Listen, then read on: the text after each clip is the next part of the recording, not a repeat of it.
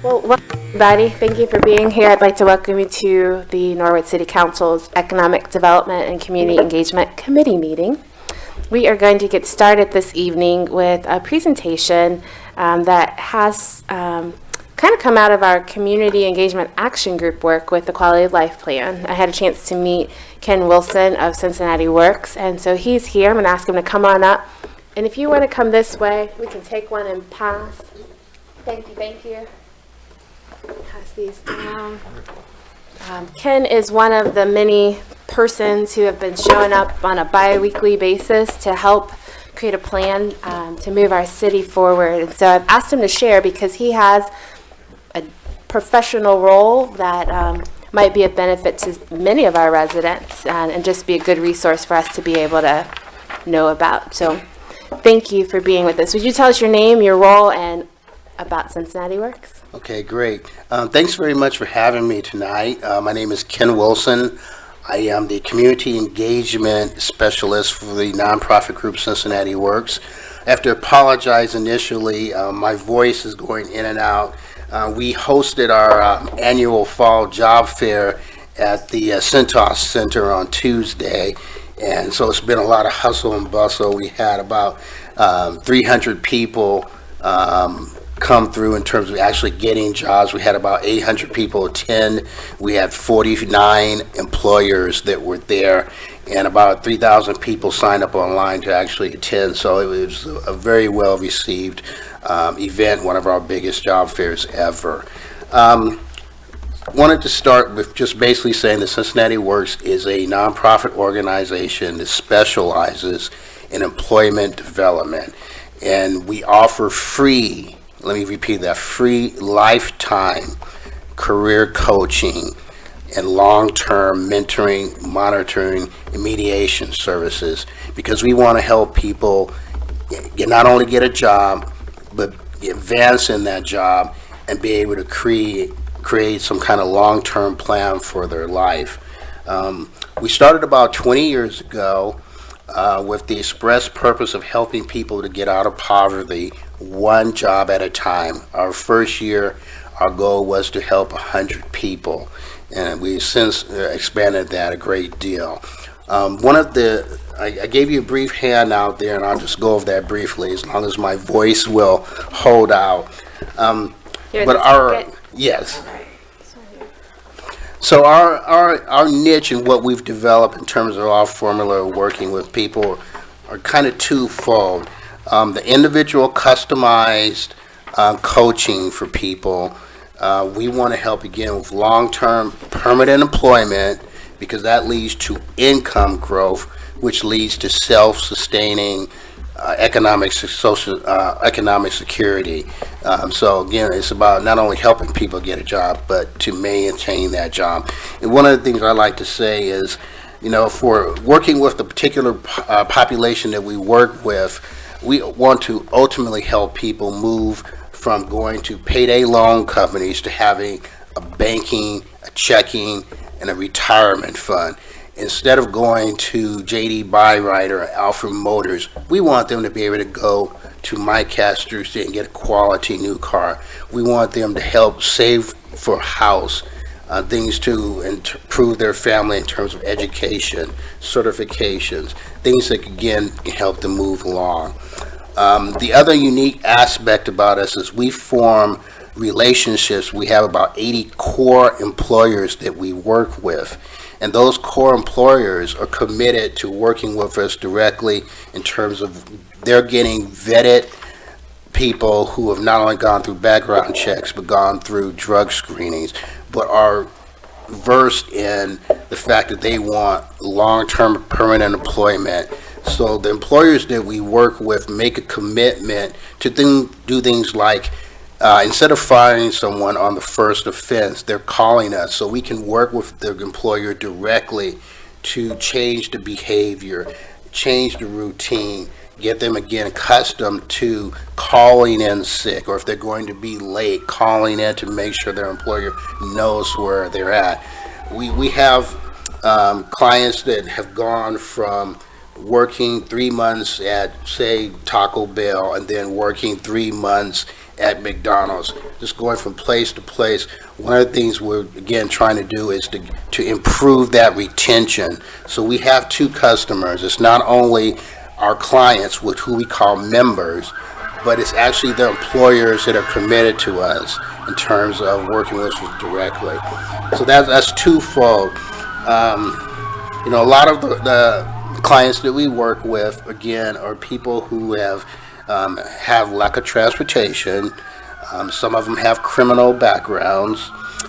There's also lack of affordable. They've had problems with affordable housing. They've had problems with affordable daycare and reliable daycare. Again, transportation. So those are some of the barriers that we face. And as part of our work, barrier removal is a big part. So it's not only an employment, but it's the barrier removal to help them so they can maintain a permanent full-time job. So we do a lot of partnering with different organizations in terms of referrals out for some of the services like the housing part and that. We form, again, it's forming a personal relationship with that person where it's a long-term relationship. All of our services are absolutely positively free. We are a nonprofit that we have extensive fundraising department. We also have a development department that writes a lot of grants. We are 99% privately funded. We actually do work with the city of Cincinnati through their initiative called Hand Up. But that's one of the only kind of initial funding sources that we have. We've maintained the privately donated avenue for 20 plus years. We have partnerships that we work with, again, so we call integrated, embedded partnerships that we've formed over the years. That's actually page 5 of your handout. We have coaches and financial counselors at the YMCA. We have a partnership with CityLink, extensive partnership there where they have a big umbrella group that includes many partners, including Prescholas IT, the Gear Up program, Catholic Charities, CEO. That is a new program that works with reentry for people who have problems with law enforcement. We have services at the YMCA, again, also at Cincinnati Library and the Boys and Girls Club. Those are our embedded coaches that we work with directly there. I'm trying to think of what else might be important for you to note. Over the years, we have started our newest initiative that we're working on is, while we've worked with employers before, our new initiative is called Workforce Connection, and through that connection, we actually have coaches assigned to a specific employer. One of the places where we're piloting is Westchester Gear. So there is a person who has worked with their HR department, and they are there full-time to address any of the problems that an employer might have. So all the employees that have gone through the program, they are assigned that coach. They go through orientation along with the HR department. Again, we're doing things like barrier removal, to talk about transportation. We're working with to get a privately funded bus to help get people to the job. The person actually even does their taxes every year, so they don't have to worry about that. They can have their taxes done on site during their lunch hour. So it's bringing the services to their employer, where the employer can have somebody dedicated to them. And again, it's retention, it's less training costs, and so that's really a new product that we are working to expand on. I think for the bottom line for us is really where we're trying to, again, do our part to eliminate poverty through full-time permanent employment. It's really about helping people with the confidence, overcoming barriers, and working with them long term. And I think that's really the biggest thing. I'll tell you a quick story which really illustrates how we work. We had a young lady come to us. She had just gotten out of high school. She had a young child, less than 2 years old. She was working at a cafeteria in one of the local school districts, but she knew she wanted to do more when she came to us. She wanted to get into the medical field. So how our coaches work with her, she was able to get a job at Christ Hospital in the cafeteria. So again, it's working with her individually to kind of develop next steps. From there, she got a new position as patient transport. And again, working with her through the years. She actually went to nursing school paid for by Christ in terms of the reimbursement. And today she's a registered nurse. So again, for us, it's long-term working with people step by step on the career advancement to help them get to a place of economic self-sufficiency. So I think I'll end on that note because it's a feel-good story, but that's just one of the many stories that we have that, again, it's about helping people move to a place where they're economically self-sufficient and feel good about themselves and where they've come from. So I'm open to some questions if you have any. Go ahead.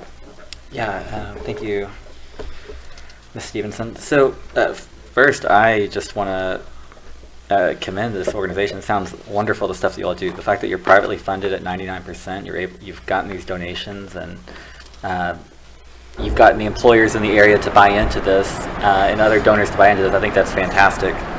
And also the fact that you all work with people, not just to get them into that minimum wage job or that $10 an hour job, but you're working with them to try to help them progress in their career. I mean, mentoring them. And I think there's a lot of people that just kind of get stuck in those, lower income jobs and don't really know how to get out or don't realize that that's an issue, and that you all are helping to pull them even further up the ladder. So you don't just abandon them once you say, oh, they got a job, I'm done.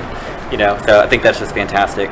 And then, you mentioned about having the taxes done on site for them and just helping to take out one more barrier, because a lot of these people are probably taking public transportation, which I used to live in Louisville, and I took the bus every day to work just because it was convenient for me. So I love the fact that we have some of these options. But if you don't have a car, then trying to get somewhere to get your taxes done and stuff, that's inconvenient. So I just think the model and everything you're doing is fantastic, and I'm sure you already know that, but just want to commend you there. The question I have though is that about just kind of around Norwood, and I was curious, are there any partners in Norwood or employment partners that you've worked with in the past, and what would an employer have to do, or what should they do if they kind of want to, raise their hand and say, I want to step up and I want to, kind of help you all to engage in this model?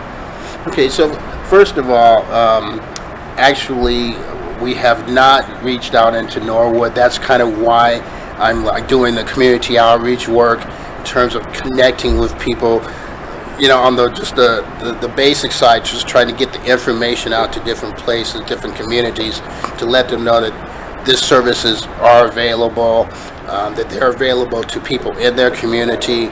Right now, we do have what we call the integrated services, but that takes a whole process. But like Norwood residents can actually participate in our program easily, simply by coming down and actually, doing an application and going through the process. In terms of an employer, we have an employer relations team that goes out and reaches out to the different employers. And if you have any locally that you think might be interested, we would love to just contact us at 744-WORK or through our website, cincinnatiworks.org, and we'll be able to contact them and get the process rolling. Again, like I said, just basically I want to get out in the community and let you know that services are available. One of the things that is important to know is while we are a small organization, we're trying to branch out into the different neighborhoods and just kind of let people know. So it doesn't cost anybody anything for our services, but it doesn't cost the employers anything either once they get connected with us. And they actually save money the retention and us having to spend money on extra training and retraining. So it is a benefit to both parties involved. Great. Yeah, thank you so much. So, no, that's fantastic to know, and I'm, knowing that you don't have any Norwood employers signed on right now, that just shows how many, that there's opportunity out there. So that's awesome. So between, there's not as many people here in person, but like there are people that watch on Facebook and on YouTube. They'll watch the replay on YouTube, and then some people are watching in their living rooms. It's broadcast on Norwood Community Television, and so for people that do want to, that maybe it's like say, hey, I think these kind of services are something that I might want to get involved in. Could you let them know like where they need to go, where's your office, and also what's your web address so that they can check out it and see more information? Okay, so again, the website is cincinnatiworks.org. Our phone number is 744-WORK. Our headquarters is located at 708 Walnut Street. It's 45202. And we actually have information sessions every Monday at 10 a.m. where people can come and get acquainted with the program, and then they can decide whether it's something they would like to further investigate. So that's kind of really an easy way to do it. We also have a location at CityLink, which is at 800 Bank Street, where people can also come in through that process in terms of the volunteers who do some pre-screening and ask some questions about what their priorities are. And if employment's one of their big priorities, they can, work with their service coordinator to be entered into our program. I'm trying to think of some other things that might be helpful to you. Like I said, I'm doing community outreach work just to let people know about the program and trying to expand out in terms of outreach, in terms of our services. So, Thank you, Mr. Wilson. Mr. Bouncell, thank you for your questions. Mr. Braden, did you have some? Yeah, thank you, Ms. Stevenson. Thank you for being here, Mr. Wilson. I Thank appreciate you. this. I'm happy to hear that you just had your greatest job fair ever. That's exciting. Nice job. It's very- Congratulations. Thank you. I'd like to know how long this organization exists. Maybe talk about a little more. I heard the private donors. Is there other fundraising? I believe you mentioned other fundraising. I'd like to know a little more about that. Okay, so we actually started in 1996.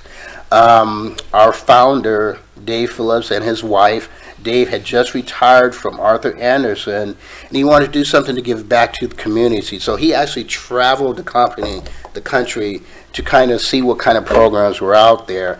And when he came back, he decided to start Cincinnati Works again. One member at a time, 100 employer people getting hired the first year was his only goal. They've since expanded. They've written a couple books, including Why Don't They Just Get a Job, which kind of goes into the background of what people in poverty face. In terms of fundraising, we do different fundraising in terms of not only a signature event each year, but our fundraising department is constantly contacting people. They work with various businesses that we are associated with. They also, the financial whole I'm sorry. Next time. So it's ongoing fundraising through private donations, businesses that we're associated with. So it's a year-round process, and come January, the beginning of January, they're very busy trying to process everything. But businesses, individuals, other organizations. Thank you. Thanks. I have just a couple of questions. You've shared a number of wonderful things, and for us who are in the room and for those that are at home, if we were to go be a resource in terms of helping spread the word, could you give us an elevator speech? What's that 30 seconds you want out in the community when people are hearing about for the first time the resource of Cincinnati Works, maybe from the potential employee perspective? Okay. I think the first thing is to note is that Cincinnati Works want to help people not only get a job, but to keep a job and create some kind of roadmap for their future. Okay. And we do that through full-time. You're going to be assigned a full-time, permanent, long-term employment coach is going to help you step by step of the way in terms of moving up. And then we have the connections with more than 80 core employers that will work with us directly in terms of hiring, matching you to the particular job that you're interested in. And more importantly, we also have some opportunities for people who have had problems with law enforcement. We have some core employers that are willing to give second chances, and we're working hard in terms of that group as long as you don't have like a major felony. Nothing against women, nothing against kids, nothing with a weapon, a gun. But long term, it's really about helping you get to a place of financial independence and economic security. Okay. That's great. Thank you. I feel like sometimes we hear great things. It's like, oh, there's this thing, and then it's an easy 10-minute conversation, which you're like, here's what you need to go. No, and then get to the website. I think the last question I have for you, and this is really, I'm asking this because I want the committee to keep however he responds in mind as we go through some of the data that we're going to hear later on today. So over the last, year-ish, there have been opportunities around developing housing here in the city. There's a couple of projects going on right now, and recently, as of Tuesday night, I had a resident approach me and say, can't we take the old Allison School and turn it into affordable housing? Can you talk more about the connection between affordable housing and employment for people who either have low income wages or people who are experiencing poverty or even unemployed? I know you mentioned that early on, and I'm just wondering if you can articulate that a little bit more. Like, what's the connection that you all see in the work you do? Well, for the majority of our clients initially come to us, they are actually living in subsidized housing. And unfortunately, there seems to be a disappearance of affordable housing in particular neighborhoods that we are actually do recruiting in. The connection is you have to get to a place. For us, it's building on stability one step at a time. It's kind of hard to find a job if you're having problems with housing. So let's work with you in terms of getting you out to the organizations that do the housing piece. Then we can continue to work with you in terms of employment. Same thing goes for people who may be struggling with mental illness or some kind of abuse. It's really hard to do that, or even child care. If you don't have those things, it's hard to hold on a full-time permanent job. And that's really what we're about, getting people full-time permanent jobs, because that's how you get that long-term income growth. So for us, it's working with different organizations in terms of stabilizing the person so they can indeed look for full-time permanent work. And housing is just one of those barriers that prevent people from, being able to do that full-time stuff. So just a follow-up to that, over the years, has Cincinnati Works done any evaluation where you correlate job placement or income growth of your participants with their housing stability? Now that part we have not done. We leave that to our partners that are specialized in the housing piece. Okay. Our thing is, again, it's about the stability and of the full-time permanent work. Thank you for expressing that. So having that income stability is the first piece. But you've seen the majority of clients who want to utilize this full-time, long-term engagement around workforce sustainability, they're starting in subsidized housing. Right. Thank you for being here. Thank you for doing the community outreach. I want to just check and see, are there any questions from the committee members? Any questions from the folks here in the audience? All right. Can we have this electronically to share out?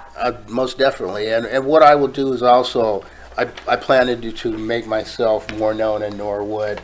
And so I will constantly be bringing literature and promotional materials to various organizations. I'm getting a chance to meet more people in the neighborhood and some of the groups that are doing some work. So it's again about making connections in the community, just to let people know that this resource is available and it's absolutely free. Well, thank you. You are welcome back, so stay in touch. Okay, appreciate it. Thank you, Thanks Mr. very Wilson. much. Thanks, Mr. Wilson.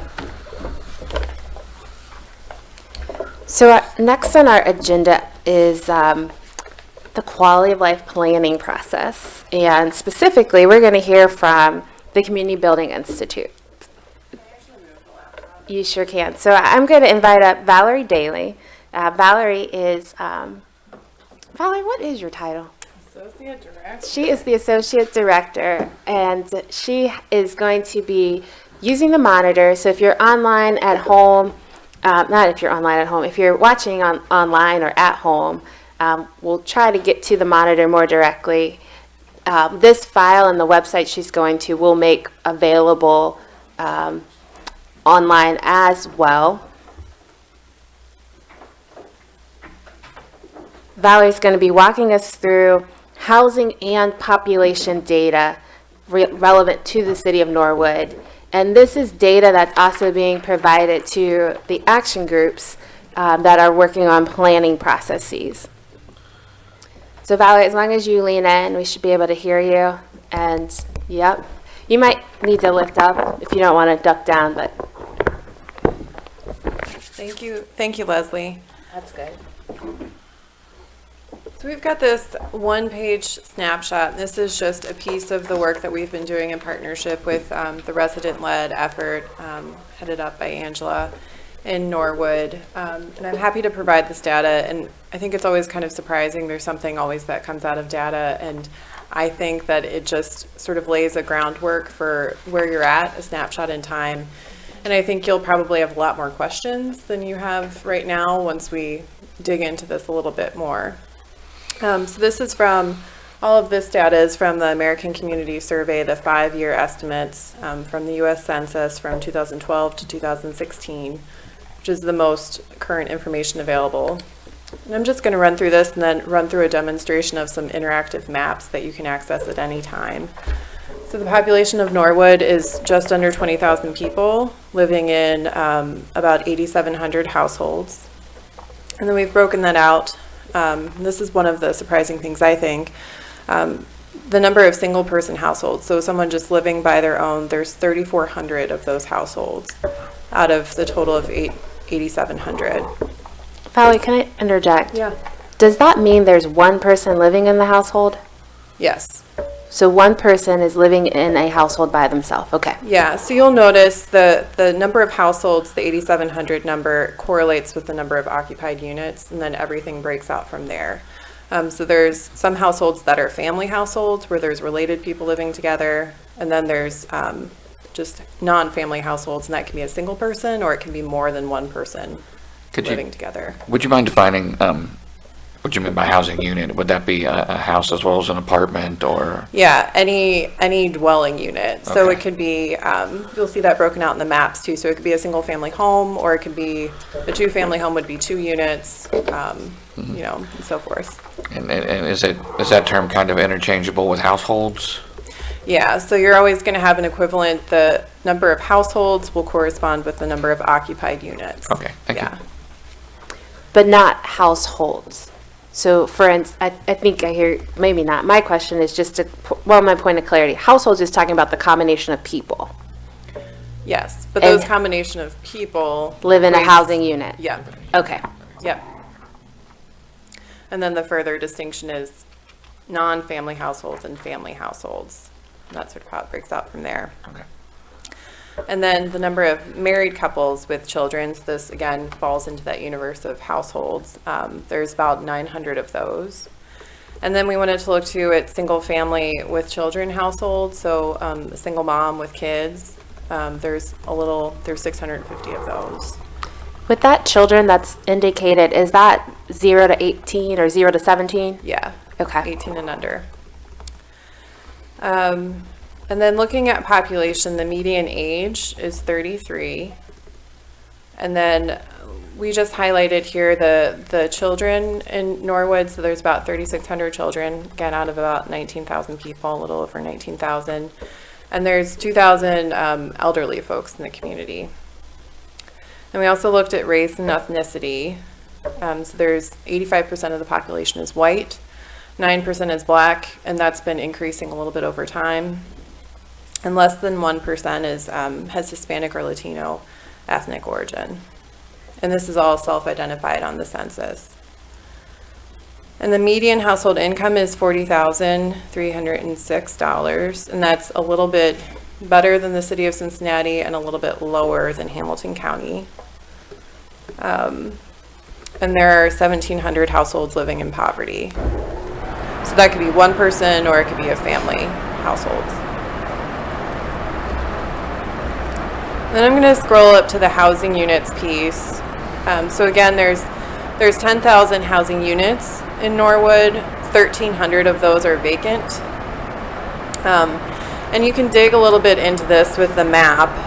I think a large number of those are not on the market. They're sort of other vacant, so they're not currently for sale and they're not currently for rent. So that's something you can dig into a little bit by census tract. And about half of the occupied units are renter occupied and half are owner occupied. Half of all the housing units, whether they be a single family house or multiple units in Norwood, were built before 1939. So that of course brings a lot of challenges. Go ahead, Leslie. Did you say half? Yeah. Okay. Yeah. So that brings a lot of challenges. You know, one of the concerns that we've heard in the planning process has been the condition of housing, which of course sort of correlates with housing that's that old, right? That brings conditions that require maintenance. And then we broke down renters and owners a little bit to look at how they're cost burdened. So this looks at the percent of income being spent just on housing. So for renters, 47% of renters are paying more than 30% of their income on housing.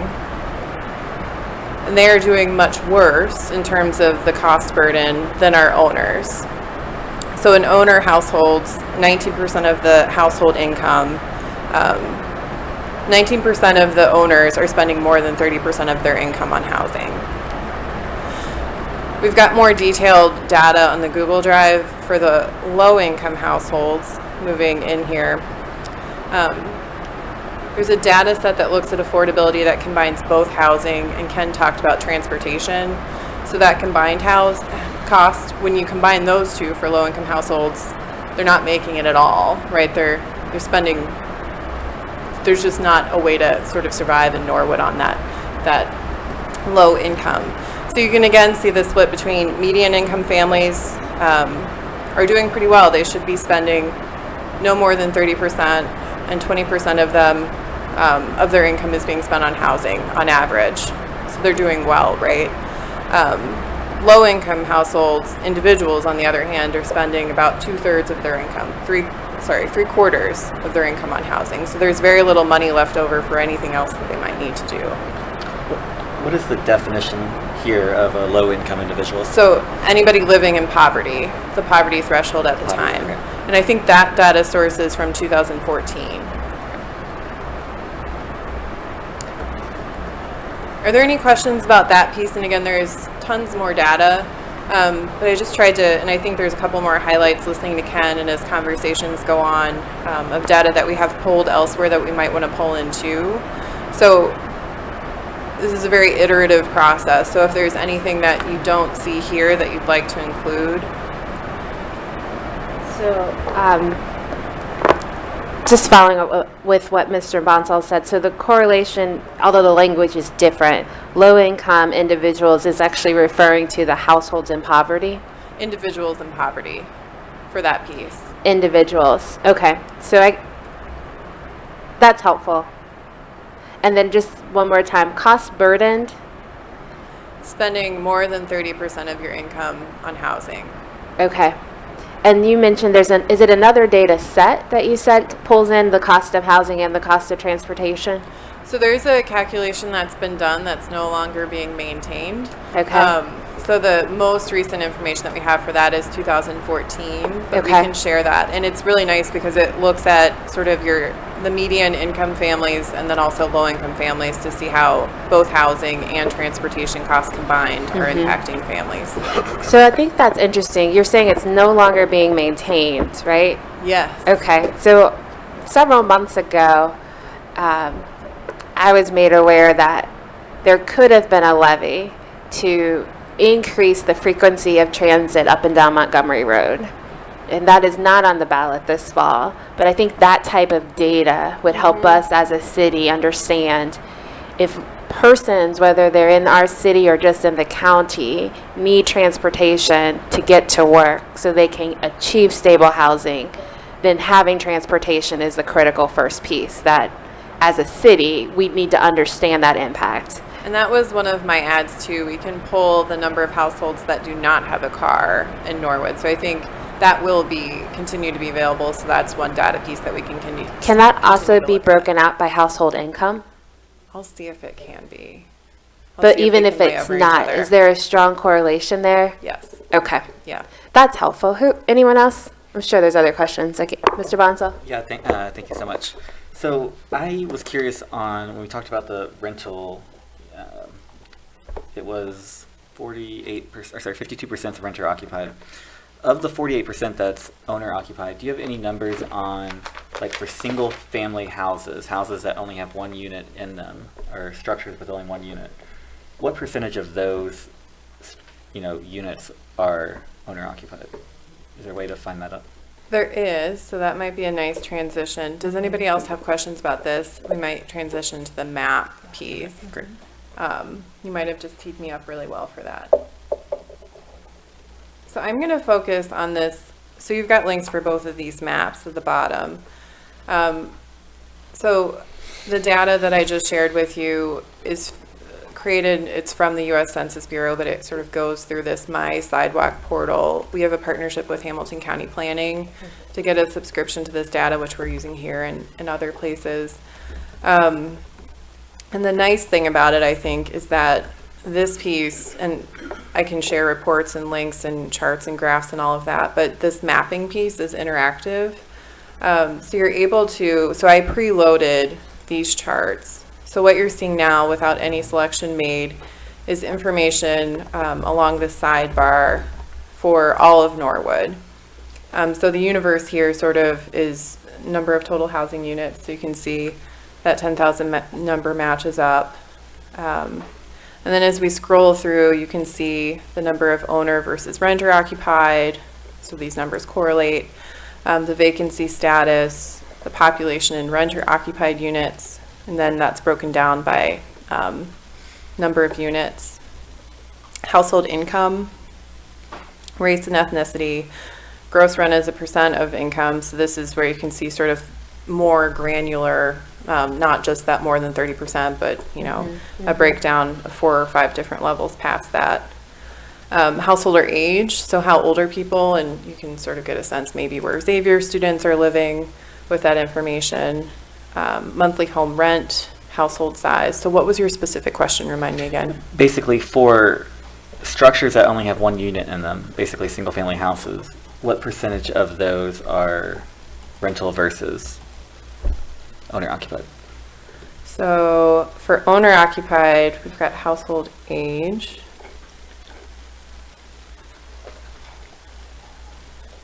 So this is, I think, what we want to see here, the renter occupied housing units by units in a structure. So if we look at this census tract in particular, you can see that most of the renter occupied units are in single family detached dwellings. Does that get to your question? It Are you gets asking about homeowners?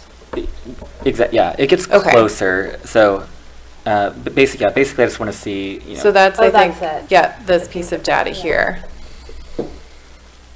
Is that, Valerie, are you clicking on that one and just pulling out that I gradient? am. So if Okay. So this is for all of Norwood then. So this is owner occupied units, housing units by the number of units. So we can't see the chart super well, but like, can you read through that axis on the left? So yeah, the top one is single family detached, so just your single family typical home, 1 attached unit, and then 2 units owner occupied. So most of the owner occupied units look like a single family house. Okay. And you said we're looking at the whole city right now. Can you Yep. show us how we can look more? Yeah, so there are 6 census tracts in Norwood. and they do not, of course, correspond well exactly with your wards. So I apologize for that. You didn't do it. I didn't do it. I'm just noting it. I tried to make it work, but Thank you. so I'm going to go back to this population one. And this household size has me intrigued, right? The single households. So you can click on any census tract and sort of instantaneously all of the chart data updates. So you can go, we're looking at the census tract now, and you can compare how that looks with another census tract. So you can really sort of dig in to this snapshot data at a more granular level. So if you wanted to target seniors, you could see sort of where there might be a concentration of seniors or kids or married couples with families or single moms with kids. So it really allows you sort of the smallest geography that has reliable data is the census tract level. So you're able to dig in on the 6 census tracts that are in Norwood. And so again, all of this, what I'm doing now, you can do at home and pull all of that information up and sort of get lost in the data. But I think it'll prompt you to have different questions, like the question that you just asked, that you can help find answers to, where different housing types or different demographics might be showing up in concentrations in Norwood. Any questions? And then I'll just mention, in addition to this, on the Google Drive, we've pulled the report cards for the schools. There's some data around, actually I'm sure you're very intimately familiar with the Norwood budget, but there's the big budget poll with different areas highlighted around infrastructure. And just, so we've been responsive to what the committees have wanted to know, what questions they have. So there's sort of a central location where all that data is being pulled and stored. So there's not just census data, but other data sources as well. What's the address for the Google Drive? I was just about to say, I will send it out again. Okay. Well, I'll send it out. I don't know that I've sent it again, but the links that she's looking at are at the bottom of the Right, I PDF. think Yeah, and I did send that to the committee members. We'll get that to you as well. And I'm looking at Angela Pansella and Mary C., who are going to join us momentarily, if there aren't any other questions or comments about the data. And I'll say that there's sort of reports that we've developed from My Sidewalk with more detailed information and comparisons with the city of Cincinnati and Hamilton County, just so you can kind of compare how you're doing on all these different variables. That is saved on, there's 3 different documents saved in the Google Drive. I think we did share those out Okay. at our last council and or committee meeting. Okay. We did share those out, but we're going to find out where we can get all this data and even more in just a moment. But I do have one last question. I know we kind of talked about this, and so I think this data helps us tell great stories and really think about responding to what is rather than what we perceive. And so I'm wondering if you're aware of or could partner with us as council to think about what are some decision-making tools that allow us to pull in data when we're thinking about either revising policies or even creating new ones. So for instance, I know some municipalities think about, if a household is already cost burdened, yet their housing unit is in violation, and they're going to be cited and fined. Are there examples out there of what can you do besides fine them, since we already know they don't have money?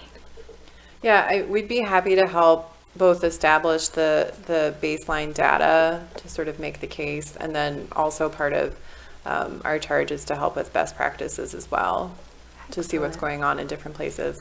And I mentioned this to Leslie, and I'm going to share the link and you can share it out. There was just released an opportunity atlas. So again, at the census tract level, so the same level here, if you listen to NPR, it's been on a couple times this week. but it's a really cool new data source mapping tool where you can look at the outcomes of people. So where they ended up in 30 years. So what is the expected household income? Are they likely to live in the same neighborhood? What is their education level? And you can parse that. You can filter it by race, by the household income that they grew up in, and by sex. So that is extremely powerful data that just came out this week. So we'd like to dig into that a little bit more too. All right. Thank you very much. So at this time, we're going to ask our co-chairs for the Quality of Life Steering Committee to come on up, and we're going to hear updates.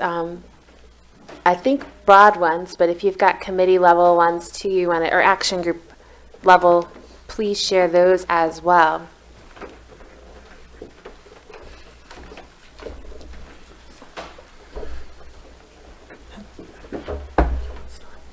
Sure. Thank you, Ms. Stevenson. My name is Angela Pansella. I'm here on behalf of the Quality of Life Action Planning process. This is something that came up out of folks in Norwood examining the practices of place matters communities. So neighborhoods around Cincinnati have been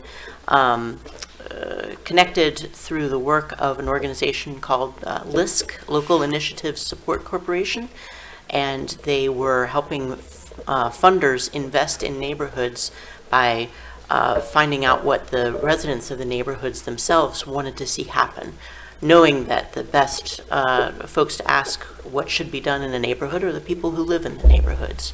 So we connected with LISC as a steering committee of folks who were brought together from my organization, Woven Oak Initiatives, and some other partners, and we were able to bring together 10 people originally to interview 70 residents about strengths, weaknesses, opportunities, and threats in Norwood. We took that data back to the community in the form of a report back session in June of this year, and then did a visioning session out of that to say, what would you like to see happen in 10 years? Let's envision it, who would do it, what would be done, how would it come about? Out of that, we pulled together ideas that all came into different buckets. So there were buckets that were established through the original interviews, the original 70 interviews. We discovered 8 areas of interest, and 2 of those were partnerships in city government. The other 6 were economic development, housing, inclusion, community engagement, community perception, and infrastructure. We realized, though, that partnerships and city government really affected many of those. So we decided that when it came time to form action teams to really dig down into ways to affect those, we wanted to just concentrate on the 6 and let city government and partnership inhabit all of those together. So the action teams have been meeting now every other Wednesday at the high school. There's one coming up this Wednesday, October 10th at 7 p.m. There will be another one October 24th, also at 7 p.m. They last for about 2 hours, and the whole community is invited. We've been in this process a long time now, but people are always welcome to come on board. And as a matter of fact, this coming Wednesday is a really great time to jump in, because the focus this time out is going to be on finding who in our community is really energized by the projects that we're starting to identify, and who might be partners in getting these done. So, somebody might know somebody who works for this organization, and somebody else might know somebody else who works for another organization. The more people who are at the table, the more connections we can make. So I highly encourage a lot of connection. There's been a lot of folks that have been coming to the meetings. We're really grateful for everyone's participation so far. We're especially grateful for the devotion of the co-chairs of all of these action teams, because they also meet, they've been meeting every Wednesday. They have a meeting on their own, and then the next Wednesday is a meeting with the community. Then they meet on their own again, and then the next Wednesday is a meeting with the community. So they will have given 12 Wednesdays of their life to this when all is said and done. So that's a big commitment, and we're really grateful for it because it's all volunteer. So Mary C., did you have something to add? Yes, I'm Mary C. Miller, and I'm assisting Angela in the leadership of the process, the quality of life process.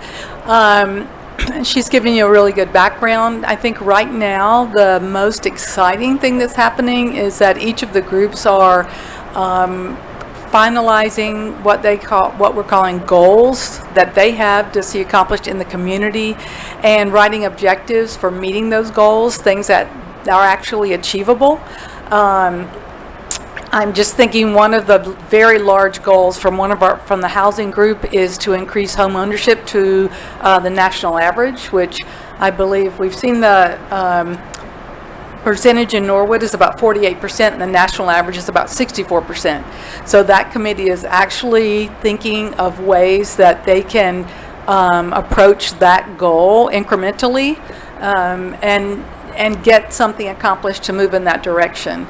And so at this point in time, what these teams are doing is looking for resources to help them accomplish those goals, including grants. We have this week Megan and DJ Trishler. Megan Trishler works for the Hale Foundation, and she's going to be explaining the process of the People's Liberty Grant. And her husband is involved in graphic design, and he's going to talk about branding and perception of communities and what other small communities have done to improve their community when there isn't a lot of money. And so the group is really excited about pursuing any opportunity that they can to just help improve the quality of life in Norwood. And it's been really exciting. We've had about 45 people that have been there every week, working hard and generating a lot of enthusiasm. And it's very fun to watch, and the people are building relationships with other community members that they did not know. A lot of young families that are new to the community are here and putting in their energies, which is pretty exciting too. So it presents the nice thing about meeting and the group working, besides building relationships and improving our community, is it's giving us a positive picture of the future of our city. They care about the schools, they care about the roads, they care about the parks, they care about jobs, they care about housing, and they really want to do whatever they can to help promote and assist the city in getting things done in those areas. And that's, we're at the juncture of actually making the physical plans in place to take the first steps, which is pretty exciting. So I also want to acknowledge that not everyone is the type that wants to be in meetings, but I think that this is a community where people want to be in the know, and there are people who can't, for whatever reason, get to the meetings. They may have child care issues or work issues that keep them from participating in person. So we wanted to make sure to be inclusive in the process. So if you go to wovenoak.org, you will find on the menu Quality of Life Plan as one of the options. You click on that link, and the very first place you can click will take you to the Google Drive folder that we've been talking about earlier in the meeting, where we've been keeping all the data that Community Building Institute has so graciously gotten for us, as well as all of the committee notes that the co-chairs make after each session to keep people apprised of progress. So they're noting which goals and objectives have been identified by their committee. Sometimes they have data sets in there as well. For instance, in the economic development folder is a copy of the flyer that HCDC put together for their free small business coaching that's available in Norwood now. So yeah, there's much to explore in that folder. So I highly encourage you to go see it. The other thing, just want to add that's really exciting about this is because we're working with LISC, which is a national organization, and because they're helping get the word out of what's happening, other organizations are interested in working with us and with the city. And so that's very positive and exciting to see. And we've really loved working with CBI, as well as LISC and our consultant from Chicago who's been helping us along the process. So I think some exciting things are coming. We also met with HCDC and talked about the economic development in Norwood. So I think because of the process, we'll see more people wanting to invest in Norwood, and we're excited about that. Thank you both. This is a very lively update. I'm thankful for that. Are there any questions from the committee? So I do. Please come. Yeah, thank you so much. Go ahead, Mr. Mansell. And thank you all for being here. So the end goal of this, we're going to.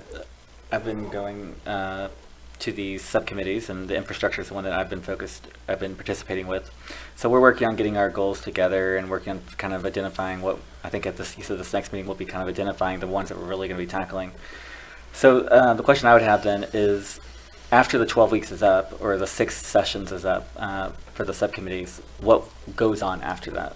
Or how does this momentum continue? Thank you for that question. We are going to take what has been generated by these subcommittee meetings. The co-chairs will meet one final time after the final big committee meeting on October 24th, just to finalize the language so that we will be prepared to do a rollout of a community agreement, or a quality of life plan, whatever kind of wording you'd like to say for it, where we can list out for everybody to see, these are the objectives we want to tackle, these are the goals that we are seeking to achieve as a community. Are you signed on to this? So we're tentatively scheduling that for January so as to get past the holidays, so that we can also have time to get the word out broadly. We want to make sure that funders will be able to attend, and maybe state officials would be able to attend, county officials, potential business partners. We would have a really good, if we can get a really good turnout, they'll show the energy and support that is available at the local level, as well as generate some excitement beyond. I also wanted to mention, while I'm thinking about it, this is a process that's also happening currently in the neighborhood of Avondale, and it's just now launching in the community of Evanston, our neighbor. So it's really exciting to have folks nearby who are going through the same process. They will come up with different results because it's different neighborhoods, but there will be a lot of similarities. Everyone wants to see strong infrastructure and housing options and opportunities for engagement in their neighborhood. Also, James, the next step, which is probably the most difficult step, I feel like in the process, is to identify the who. Like, is there someone in our community that we know would want to take the lead of this? Because the big issue that we don't want everyone just coming to the meeting feeling like they have to do it all. We want, at this point, it's time to branch out. Is there someone who's really interested in beautification that might want to take on the task of doing such and such for that group? So I think that's going to be our toughest task, and we'll determine which of the objectives we begin with. So let's say someone from your group, say Hillary, for example, might want to take on parks or whatever, or work with Greg to work on the Adopt a Park program, then that person would do it, but it might not be her. It might be someone who hasn't even been to the meetings, who has an interest in parks, that we would contact and try to generate as a leader in that area. So I think that's going to take the most legwork. We also, the groups might be researching other communities that have done certain things to find out how they like, for example, in Pleasant Ridge, they have a weekly summer event in their main park there called Play in the Park. And that was started by an individual who just got upset because there was a violent act that started in their park 10 years ago, and now it's this huge thing that the whole community comes to every summer. Is there someone who has that passion about our parks that might want to do the same thing? So the research might be talking to that person who started that. How did you do it? What did you do? What did you go about? How did you get to where you are now? And then also connecting that person with someone who's really passionate about our parks and our community. So I think this is our toughest time of what we're about to accomplish, but also has the most potential for getting the objectives done. Does that make sense? So I want to follow up on that question and ask, how can people self-identify? Say I can't come to the meeting on Wednesday, and I really can't. I'll be out of town. But maybe I do want to be a researcher for one of these areas that's bubbled up. Should I just send an email with my name, my email, and I want to research on this, or I know someone who can help with that? Yeah, That would be great. That is a great way to do it, and I have received some emails like that recently. So again, at that link at wovenoak.org, the Quality of Life Plan link, the second box after the Google Drive link is a sign up for the lists, so people can leave their email that way. But I also can state, and I should put it out there, that my email address is Angela, Angela, at wovenoak, wovenoak.org. And our office number is 513-620 Oak 7, OAK 7, 620 Oak 7. that's good. And actually, I think you could probably email or contact any of the action team leaders if you knew who they were and give them your name. So, and I think all of that's on the Google Drive. Yeah. So. Well, thank you very much. I think, any more questions? We're Thanks for having grateful. us. You and the other action team co-chairs are sticking with it. Thanks for your support. I will say they've worked hard, and they deserve all our thanks because they've put in a lot of time and effort. Well, thank you, But thank you. thanks for having Thank us. you. So at this time, we are going to dive into our last topic of the evening, which is our Welcome to Norwood approach. So I want to start with going over website updates. We'll touch on corresponding with the chamber about our request to partner, and then also inclusion. The inclusion group of the inclusion action group, rather, has also identified welcome bags. So actually want to start there just to say I want to take on reaching out to those co-chairs. In one of the meetings I did attend, I realized that was one of their goals. I'm not sure if that's going to bubble up as an objective or not, but if it does become what they move forward on, then I'd like to go ahead and own making sure there's a connection there so we can have more synergy and maybe even move faster in terms of what might become of a welcome bag. So with that said, website updates. Let's start there and see where we're at. I can Mr. Thompson. talk about that. As you know, we're looking to update the website and try to bring it into a more current look and feel as well as functionality. The first thing we're currently doing is we're doing an audit of the website as it is now. So we're looking at what is there, what is not there, and trying to find what holes we need to fill.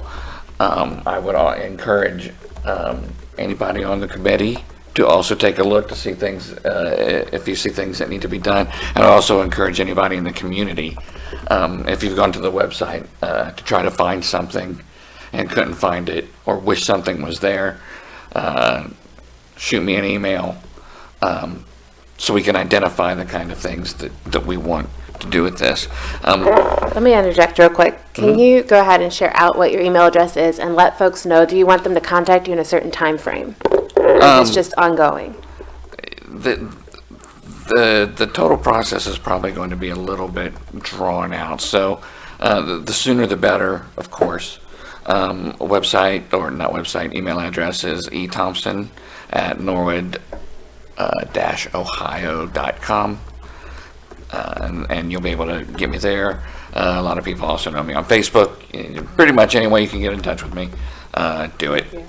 And we'll do that. So the first step in the process is conducting this audit. While doing this audit, we're also hoping to be able to identify some low-hanging fruit that we can have our development partner, who we met with, I don't remember, about a month ago, who we met with, that they can go ahead and do some quick, easy updates, content updates to the site. Just, easy holes that can be filled, or some easy tweaks to navigation, just to make things easier. So that's kind of the short term. Long term, after that, the whole object, of course, is to create an easily updated, user-friendly system that has up-to-date information on that. There's a process for doing that. We're going to go in, once we have the audit completed, we're going to know what we have, what we don't have, what we need. We'll create a site map and a content plan for the site. We'll do some template and graphic design work. And then we're going to have to go into production development, which will involve probably contracting out some front-end development work, talking with our developers. They do back-end kind of work, so they'll be able to handle the hosting of the site and all that stuff, but we'll need somebody who will help us put together that site. So the front end is visual. Is that what you're saying? Well, it's the visual, and it's also, we want to do it in something like a WordPress, which is, it's a way that you can easily update the site without having to know how to update sites. It's a content management system. What that will allow us to do is different departments will have access to their own pages with different kinds of admin levels, so they can update calendars or content, all that kind of stuff. That would be the end goal, is to have a site that has that kind of functionality. Okay, that's helpful.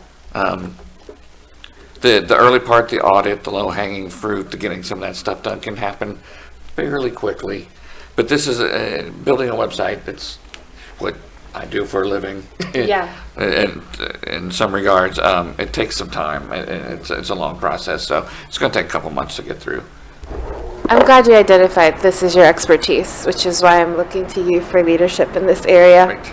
And I really appreciate you stepping that out. I know that myself and probably many listening have felt frustrated at times by not being able to find things, et cetera, and just the look and feel. So audit's going on now. Anybody can email you with suggestions on what we want, what we don't want, any gaps we've identified. The things that are easy in the current content manager, we're able to send those to the developer, who can get those changes made. But ultimately, we're going to use the feedback we get to create a site map, which I think I'm saying this right. A site map is basically just how to get around. Basically, it's like a flow diagram of how the site works. And what that will allow us to do is at a glance see that we're covering off on all the information that we want to cover off on, and know that it's in easily accessible areas that make sense. Okay, so that's for us like a process step. It is a process step. Okay, but then we'll use that step to get to something that what you use to build something that that everybody's gonna enjoy using, hopefully. Okay, so do you think we can report out on any major themes in terms of the outages, et cetera, at the next meeting? Yes. Okay. Yeah, I think we should be able to have the audit done by the next meeting. Okay.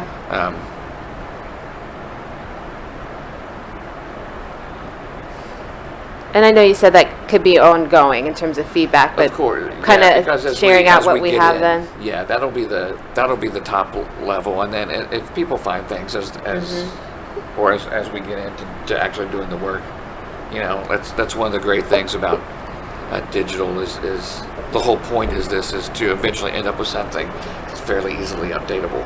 Okay. So we'll always be able to keep it current. This is great. I'm curious if, for folks who have been looking around, I'm talking to the committee members now, and if you're in the public and have responses, please send those in too. When I look at other city websites, most of what I see in terms of a calendar is just city information. I know one of the things that's bubbled up in the community engagement action group has been coordinated communication, and I've kind of been doing some research around that. And I've heard people say, you know, we'd love to see more events and activities that go on in the city, on the city website. I've not really seen that a lot.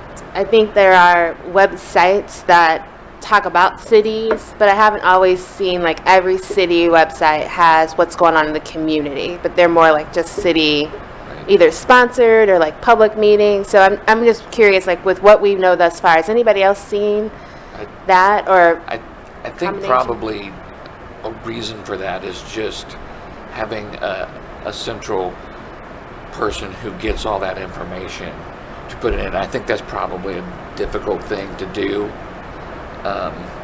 for a city, because you know, you'd have organizations contacting you, individuals. There's so much trying to come through on a city website to do that.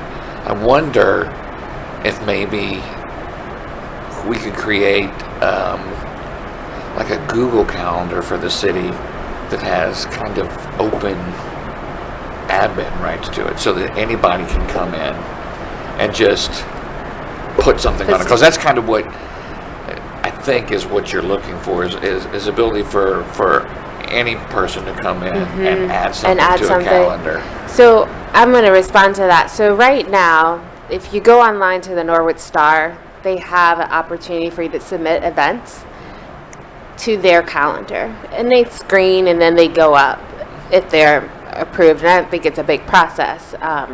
For instance, part of getting up the information about the mental health trainings went through that process, and so I don't know that it has to be separate from something like that it already exists. I don't think there's any barriers in terms of who uses it. I think what I was hearing and just wondering if you all had a point of view on it, heard anything, does it have to be the city? And I just couldn't tell if it was more a priority on coordination or we really want to know from the city what's going on. I'm just curious about if you've heard any of that. Yeah, Mr. Monsell. Yeah, thank you so much. So I think that there's an opportunity for the city if, it doesn't show up elsewhere. If the Norwood Star is doing it, and it really seems like that's a great way, I think we can I would think we just really link to that or to that calendar, maybe somehow have a way to show that calendar on the city page. But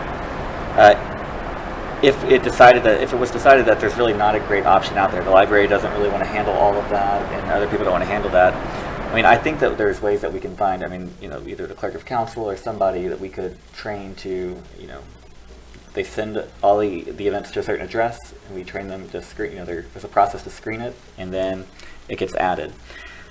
So I think there's options either way. I have no strong feelings either way, and especially if the Norwood Star is committed to doing it, and they're going to be doing it for the long term, then I am fine with that being the process and us kind of linking to that. Okay. Does anybody else have anything else on the website? Yeah, Mr. Monsell. Yeah, thank you so much. So one of the things that Eric had mentioned is the need to contract out some of the services for the actual development of the new website. And so it's really kind of exciting. Like one of the websites that I've gone to is the City of Alliance, Ohio. And they've got and they're very similar size to us when it comes to population and a lot of similarities there. But they've got a lot less budget than we do, and they have a lot better website. And so one of the things I think that we need to do as a committee or as a council really is to ensure that when we, I was hoping that we would have a chance to update our financial recovery plan this year, and our financial supervisors have told us now that no, we don't want you doing that, just leave it alone. However, we have to update it every year. So we last updated it in March, so we'll definitely be updating it by March of 2019. In there, though, we really need to make sure we allocate funds for development of the website. I think that's a critical piece of, really infrastructure for the city, and we have to, digital infrastructure, and we have to make sure that just like our accounting software and just like our payroll software, we have for internal purposes, we need a website for external purposes so that people can engage with the city. So just keep that in mind. There's some people that, and if there's anybody out there that wants to send us a proposal, or some kind of a quote or anything like that, I guess we probably need to get more information first so they know what. Right, we'll need a little bit more information to get an accurate proposal. We can, we could put out an RFP at some point to get actual Quotes on that? quotes on it. Yeah. I wonder if maybe in the interim we could start to look at who is powering these other sites. And that's an interesting point. If Alliance is working with fewer resources than we are, but we find that website appealing, it might be interesting to find out what that company is. So maybe just accrue a list. So should we pursue the route of developing an RFP, we've got some potential bidders to send it out to. Yeah, that sounds like a good idea. James, would you mind starting a list based on the sites you've been to, and then maybe just sharing that out with the committee, and we can add to that? I can do that. Yeah, I appreciate that call out that we do need to put it in the budget, and I agree. I think our digital infrastructure, I like how you call that out, it's very important. I've heard a lot of residents say it's hard to feel good about what's going on here. Lots of good things are when it doesn't look that way visually online. So it's exciting. See that moving forward. Anything else on the website updates? All right. So the Norwood Chamber of Commerce.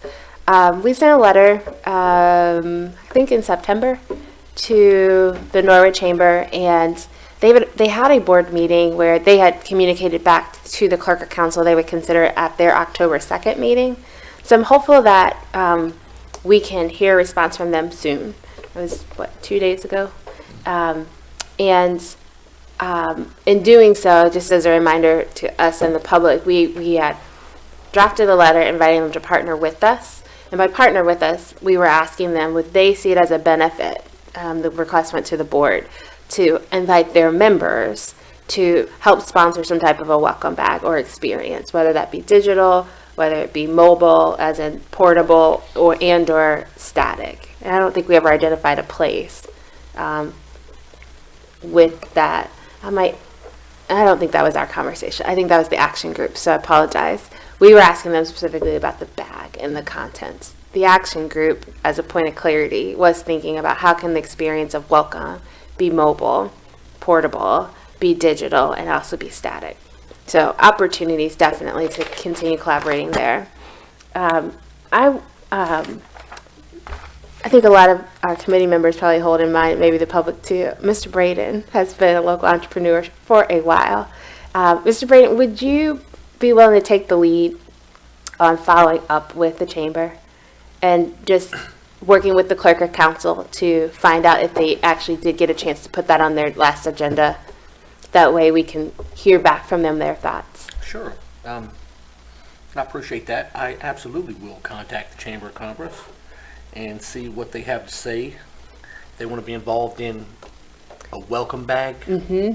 That was our request, and I can send back out the letter that we sent to them. Sure. It's been a few months, but I think it's an important piece of how we construct this, especially when we think about what the website will look like and language. I'd love to see it all unified, whether it's on a bag, on a t-shirt, whatever. And I really do hope we get bags and t-shirts. I'm just saying. Norwood swag is nice. Do that. Yeah, thank you. I will make sure that the message gets sent, and we'll get a response from the chamber. I think you'd be a great liaison.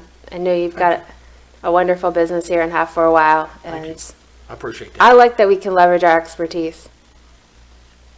I do as well. Well, great. I'm just curious, anybody have any other questions or comments about that piece of the welcome process?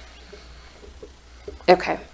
So then the last part was just the inclusion work. So I'll follow back up with those co-chairs and find out what they're thinking to see if we can create some more synergy. around that. I mentioned in the last agenda item, I won't actually be able to be there at the next action group meetings, but we'll follow up, so hope to have an update. If not, maybe invite those co-chairs to our next meeting, which kind of gets me to our next meeting. The first Thursday in November. I know that there are some community events going on, and I know it gets us really close to what will be an election year. And just wanted to check in and see, are folks available for that typical meeting time, or might we need to consider another meeting time? Yeah, Mr. Monta. Yeah, thank you. So I am actually going to be out of town on a business trip that Thursday, so I personally would love it if we did it on the 8th, that next Thursday, or some other day after, like you mentioned, Election Day. So the 8th would work great for me if it works, Okay. if it ends up working for everybody else. So we can check into the 8th. I apologize. I knew I wanted to ask, but I did not bring my calendar. So, Want to look? Yeah.